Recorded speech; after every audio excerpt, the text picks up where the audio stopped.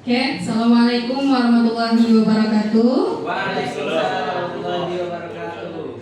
Selamat pagi. Selamat pagi. Ya, semangat. Selamat pagi. Pagi. Iya, oke. Oke. Di sini saya hanya manusia biasa ya. Ini berbagi praktek baik, teknik mengajar seni menari, teknik mengajar menari untuk anak tunarungu yang ada di SLB Negeri 25 Simatang.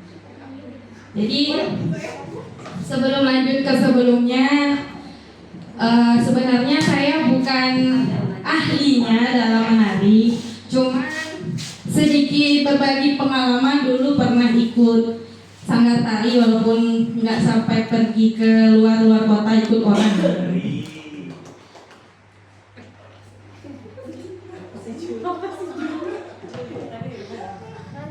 Oke. Untuk pertama, Bapak Ibu bisa lihat sendiri gambarnya itu anak-anak ikut AKPDBK ya. Waktu tahun-tahun sebelumnya kita pernah ambil video. Iya, 2022. Dalam presentasi ini kita akan membahas teknik mengajar menari untuk anak tunarungu. Sebelumnya pernah terpikirkan nggak sama Bapak Ibu bagaimana sih konsepnya mengajar menari untuk anak-anak tunarungu, sedangkan mereka tidak sama sekali mendengar musik yang kita putarkan? Iya. Ada beberapa anak memang bisa mendengar, cuman rata-rata yang saya ajarin anak-anaknya hanya sedikit saja.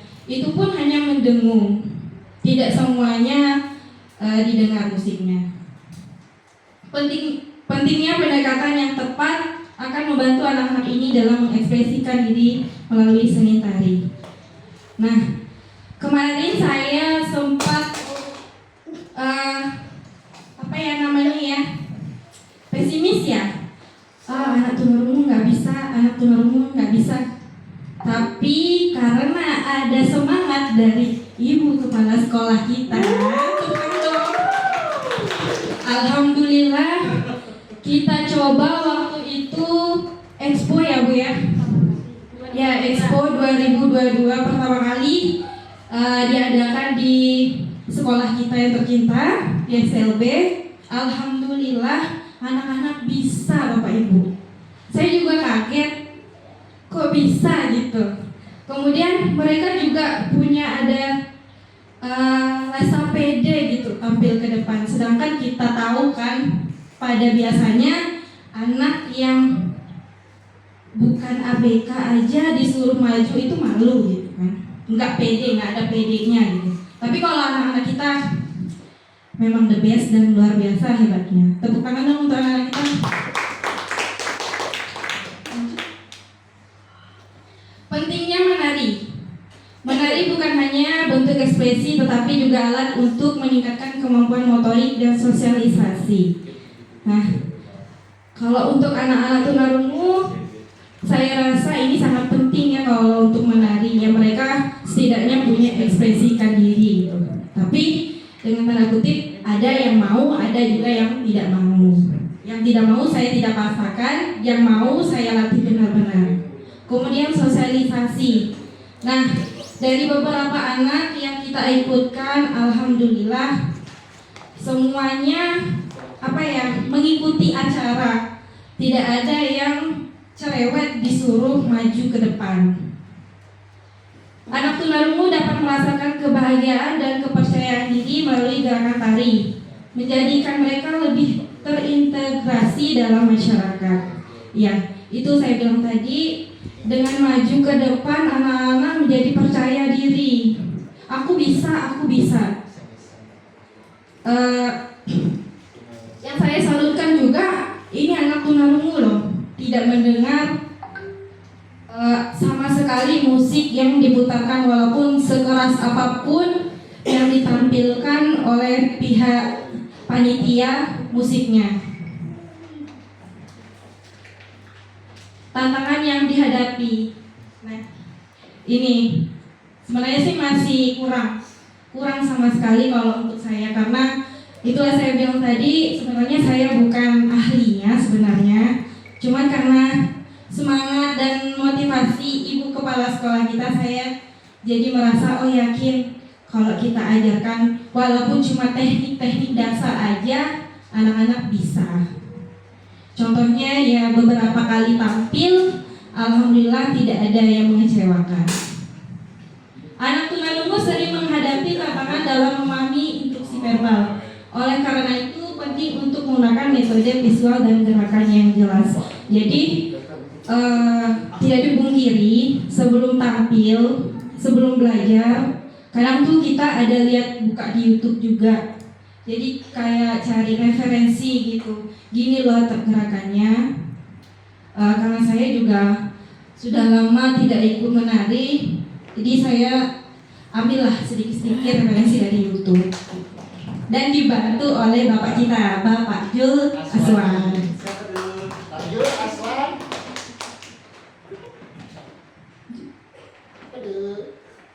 Metode pengajaran visual menggunakan metode visual seperti gambar dan video sangat membantu anak tunarungu dalam memahami gerakan tari.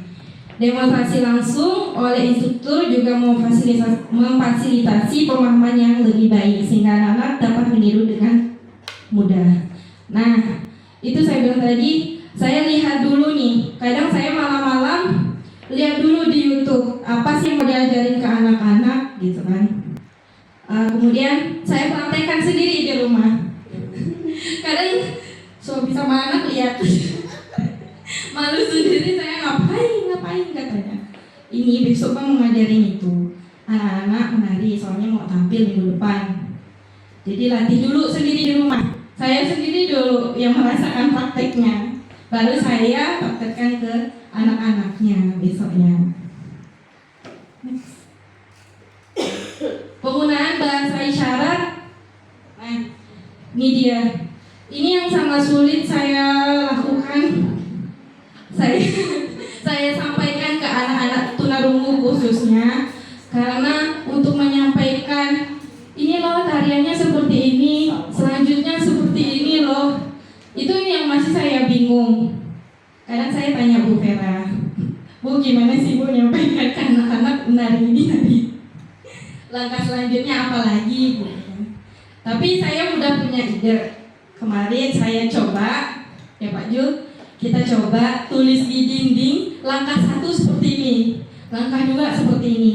Jadi waktu tampil, waktu latihan dulu, saya coba kasih kode langkah 1 seperti ini, langkah 2, selanjutnya langkah 3, kembali lagi ke langkah 3. Nah seperti itu. Nah waktu tampil, alhamdulillah saya konsepkan seperti itu, tekniknya hafal anak-anaknya. Oh seperti itu caranya. Dari kemarin saya cari gimana sih tekniknya aja anak tunarungu bisa hafal gitu gerakannya. Jadi pakai langkah 1 seperti ini, langkah 2 seperti ini tariannya. Kegiatan interaktif melibatkan anak-anak dalam kegiatan interaktif seperti permainan tari dapat meningkatkan keterlibatan mereka. Nah, di kelas kadang sebelum pembelajaran itu, karena di pikiran saya tuh ya anak-anak tunarungu bisa nari gitu. Jadi nanti kalau ada tampil-tampil gitu, anak-anak tunarungu maju gitu, nggak susah gerakannya. Jadi sebelum pembelajaran saya coba anak yang cowok juga ikut gerakan tari sedikit tangannya biar agak lentur. Maaf ya cowok. Yang cowok kadang saya bilang, ya ampun, saya gini benar gitu ngajar anak cowok suruh nari sampai lentur. Tapi enggak apa-apa, karena saya pikir mereka juga ikut nampil nantinya. Nah, seperti itu. Nah, ini Bapak Ibu, penggunaan musik. Meskipun anak tunarungu tidak dapat mendengar, mereka masih dapat merasakan getaran musik. Nah, ada beberapa yang mendengar, ada beberapa yang tidak sama sekali dengar. Ada yang mendengar hanya getaran seperti asra, itu masih ada mendengar sedikit. Jadi saya percayakan dia terkadang memandu teman-temannya untuk menari. ritme yang kuat dapat membantu mereka untuk menyesuaikan gerakan dan meningkatkan pengalaman menari. Nah, kadang saya juga tidak tega kalau misalnya ada satu acara menggunakan sound besar. Saya takut mengganggu pendengaran mereka ya. Jadi kayak berisik banget gitu mendengarnya. Cuman saya pikir anaknya enjoy aja menerimanya. Jadi mereka mengikuti aja arus tarian itu. Memberikan umpan balik yang konstruktif sangat penting dalam proses pembelajaran. Ini membantu anak untuk memahami kemajuan mereka dan memberikan dorongan untuk terus berlatih dan meningkatkan keterampilan menari. Nah, ini sejenis kayak semangat ya dari Bapak Ibu SLB semuanya. Alhamdulillah, setiap ada yang ibu kepala sekolah bilang kita harus tampil ini, alhamdulillah ada yang membantu untuk mengajar anak-anak menari, latihan menari. Kolaborasi dengan orang tua. Nah, melibatkan orang tua dalam proses belajar anak tunarungu sangat penting. Nah, ini seperti sebelum-sebelumnya, sebelum saya mengajarkan anak-anaknya, jadi saya kirimkan video juga untuk orang tuanya bagaimana langkah tariannya. Saya kolaborasi sama orang tua, bagaimana anak-anak di rumah bisa mengikuti juga gitu tariannya. Praktik baik di lapangan. Nah, kemarin ini seperti pada gambar, berbagai praktik baik telah diterapkan di lapangan dengan hasil yang positif. Nah, anak-anak mencoba tampil kemarin di lapangan di waktu hari pramuka. Kemudian tampil di waktu expo. Mereka semuanya memiliki semangat yang tinggi-tinggi semua.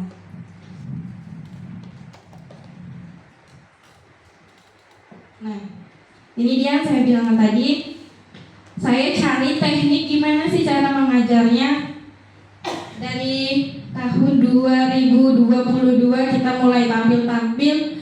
Saya masih berpikir terus gimana cara penyampaian agar mereka hafal tariannya. Yang pertama itu memberikan contoh gerakan. Itu membuat step-step langkah tarian.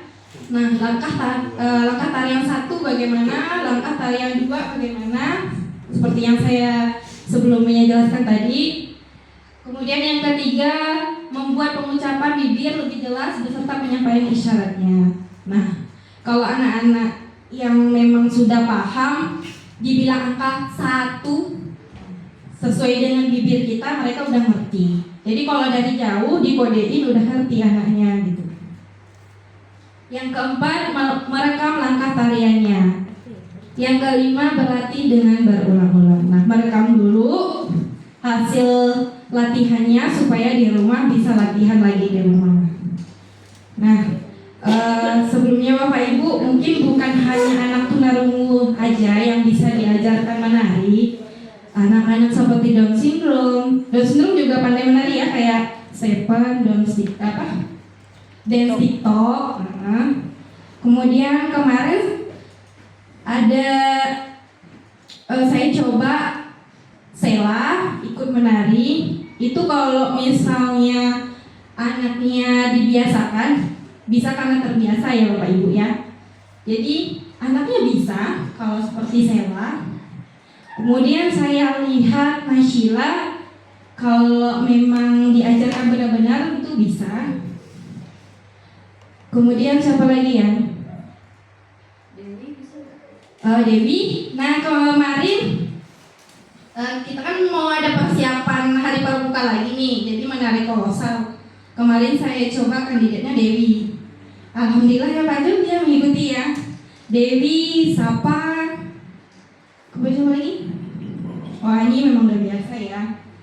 Sapa sama Dewi saya coba kemarin. Alhamdulillah bisa mengikuti gitu. Kemudian yang anak autis mungkin nggak bisa ya, yang nggak bisa dipaksakan. Jadi anak-anak yang bisa aja kita ajak menari. Karena apa?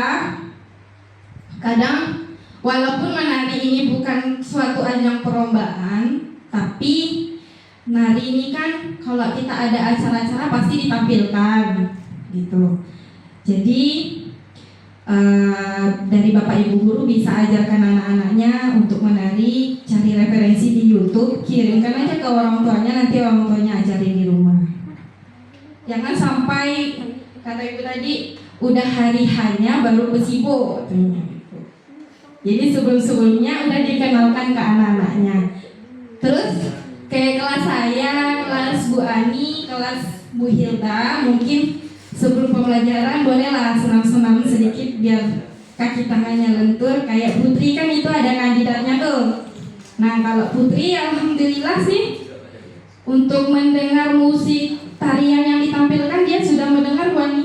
Kemarin coba kan mendengar katanya, walaupun cuma dak dikduk cuman dia mendengar gitu. Pembelajaran yang bisa kita ambil dari presentasi ini yaitu dari anak yang memiliki hambatan pendengaran atau yang biasa kita dengar tunarungu ini, bahwa kekurangan bukan menjadi suatu halangan untuk berkarya. Dengan hambatan yang mereka miliki, mereka bisa menampilkan tarian tanpa mendengar musik tariannya. Nah, masa kita guru-guru kalah sih sama siswanya tidak mendengar tapi mereka masih ada kemauan untuk ikut menari.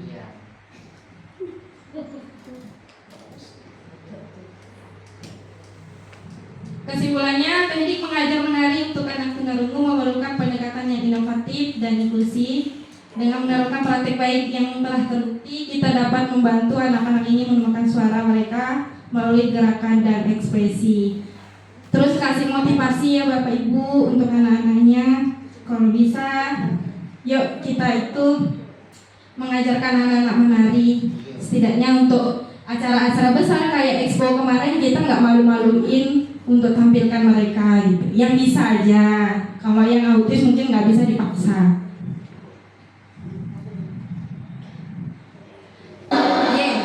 Ini kita lihat sama-sama yang kemarin kita tampilkan. Mungkin Pak Adik sama Bu Putri bisa lihat ini kemarin Ibu menari di Expo.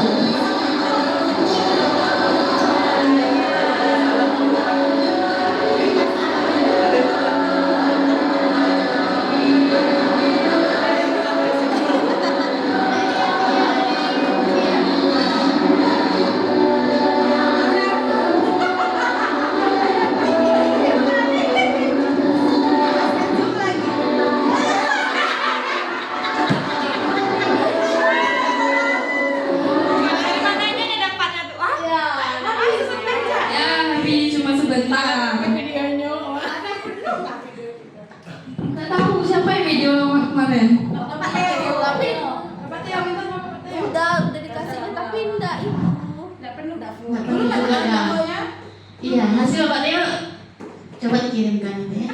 Kalau video ini dikirim dari Bu Lia, saya minta karena pas beliau upload di Facebook gitu kan, saya minta.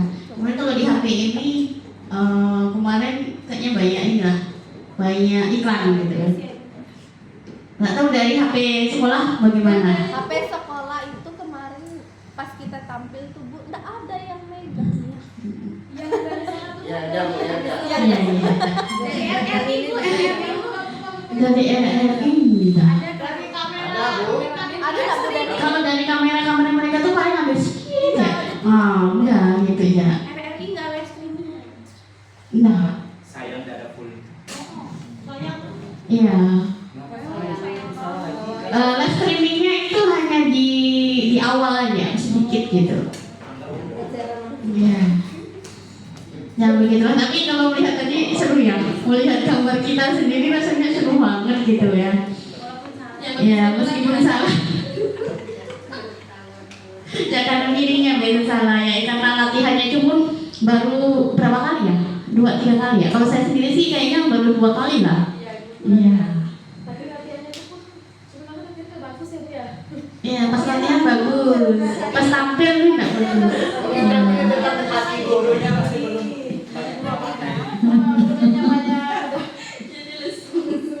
Nggak apa-apa, itu udah luar biasa ya. Semoga nanti ya ada event yang membuat guru-guru bisa tampil seperti itu. Saya nggak tahu ya kapan eventnya, tapi mudah-mudahan ada ya. Oke, berkenaan dengan yang berbagi praktik ya untuk tari. Memang awalnya dulu itu 2022 ya, kalau saya lihat tidak ada tari seperti itu. Jadi ayo bisa. Saya hanya mencetuskan idenya, tetapi pelaksananya pasti ke guru-guru.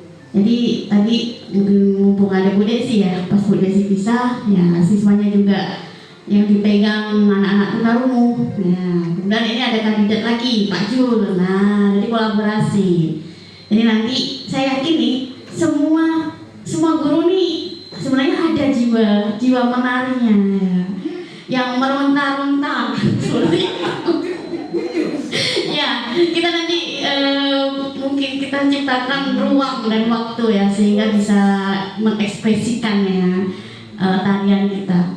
Jadi alhamdulillah Bapak Ibu ya, 3 tahun ini banyak pihak luar yang memberikan ruang kita ini untuk berekspresi. Terus terang hanya di Kabupaten Sintang saja, ini ya, saya buka lagi. Hanya di Kabupaten Sintang aja yang diberikan ruang-ruang oleh orang lain ya, oleh KGBN, kemudian oleh Pak Bupati ya, kemudian dinas-dinas yang lainnya ya.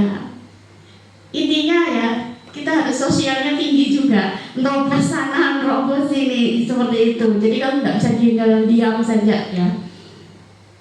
Jadi agar kita setidaknya bisa lebih ya dikenang seperti itu. Karena ada dampak efeknya juga ke sekolah kita. Oke, ada pertanyaan Bapak Ibu? Kayaknya seru banget ya melihat videonya sampai tidak ada pertanyaan. Oke, kalau tidak ada pertanyaan kita cukupkan ya.